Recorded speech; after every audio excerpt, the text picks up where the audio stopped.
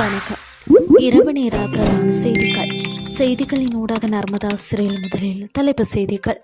பொது போக்குவரத்தை இலவசமாக்குவதே அரசாங்கத்தின் இலக்கு. அமைச்சர் பிமல் ரத்நாயக்க. நீர்க்கட்டண நிலுவைகளை அறவிடுவதற்கு விசேட வாரத்தை அறிவித்தது நீர்வளங்கள் சபை.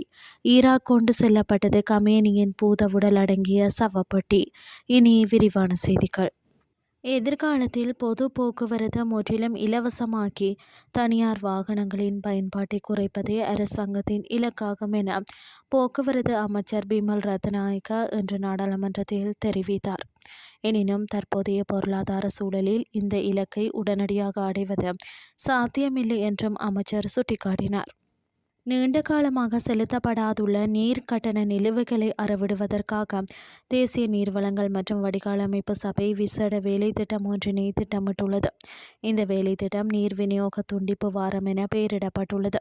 இந்த திட்டம் எதிர்வரும் 13ஆம் திகதி முதல் 19ஆம் திகதி வரை நாடு தழுவிய ரீதியில் முன்னெடுக்கப்பட உள்ளது. இந்த விசேட வேலை திட்டம் கொழும்பு 1 முதல் கொழும்பு 15 வரையான அனைத்து பகுதிகளும் மகரகம மற்றும் கோட்டை ஆகிய பகுதிகளிலும் தீவிரமாக செயல்படுத்தப்பட உள்ளது.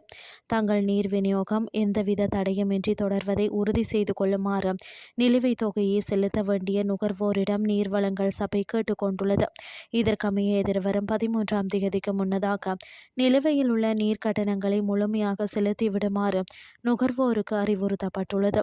குறித்த காலப்பகுதிக்குள் நிலுவைத் தொகையை செலுத்த தவறும் நுகர்வோரின் நீர் விநியோகம் சட்டத்திற்கு அமைவாக துண்டிக்கப்படும் என்றும் சபை எச்சரித்துள்ளது.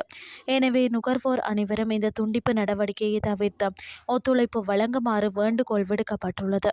இனி வெளிநாட்டு செய்திகள். கொல்லப்பட்ட ஈரானிய ஆன்மீக தலைவர் அயதுல்லா அலி கமேனியின் உடல் வைக்கப்பட்டுள்ள சவப்பெட்டி ஈராக் சென்றடைந்ததாக தெரிவிக்கப்பட்டுள்ளது. கமேனியின் இறுதி சடங்குகள் கடந்த ஜூலை 4 அன்று தொடங்கின. ஈரானின் மசாத் நகரில் கமேனியின் உடல் நாளை அடக்கம் செய்யப்பட உள்ளது.